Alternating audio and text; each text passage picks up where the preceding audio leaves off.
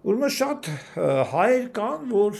առավոտից իրիկուն գովազդաբանում են Ռուսաստանը, եթե դուք այդքան պատրիոտ եք, հեք ձեր երեխեքին փախցրե, բերել եք Հայաստան ու ձեր սեփական օրինակով չեք ծառայում, պատրիոտ եք, ձեր երեխեքին ուղարկեք, թող գնան Ուկրաինայի դեմ պատերազմեն, ոնց որ մեր պապերը, իմ պապը պատերազմել է, մենք հավատացել ենք, որ Ռուսաստանը մեր դաշնակիցն էր, Գերմանիա այդ 41 թվին Ստալինգրադում էլ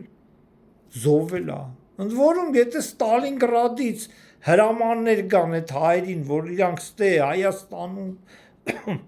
դրսի ասածով միտինգ անեն, մենք դա դեմոկրատիա չենք համարելու ու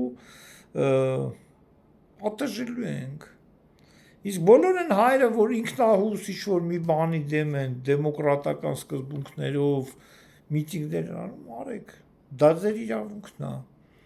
Շատ հաճախ ինձ հարցնում են, ես այդքան ռուսամետ էի, կազաչի գեներալ էի, Ռուսաստանում ռուսական կազաշի գեներալներն էին ենթարկվում կազակական զորքերը, ես փոխվեցի։ Դա ես չփոխվեցի։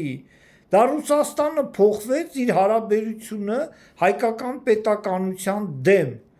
Ինքը ուզեցավ լուծարի Հայաստան պետությունը, Վրաստան պետությունը, Մոլդովան, ու երբ որ ես դա հասկացա,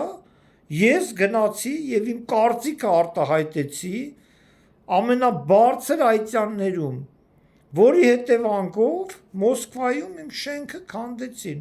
Իմ ընկերները, իմ հարազատները դրա մասին գիտեն։ Դա իմ սկզբունքային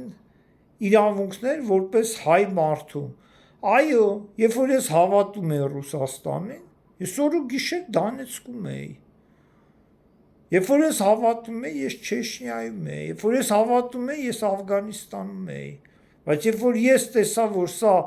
դավաճանություն է, իսկ դավաճաններին ներել չի կարելի, իմ խորին համոզմամբ, դրա համար Ռուսաստանը իմ համար եւ հայ ժողովրդի համար եւ հայոց պետականության համար մեկ թշնամին է այսօր։ Շնորհակալություն ուշադրության համար։ Ձեր հետ հետանոց Տիգրաններ, Հաբիկոմսը։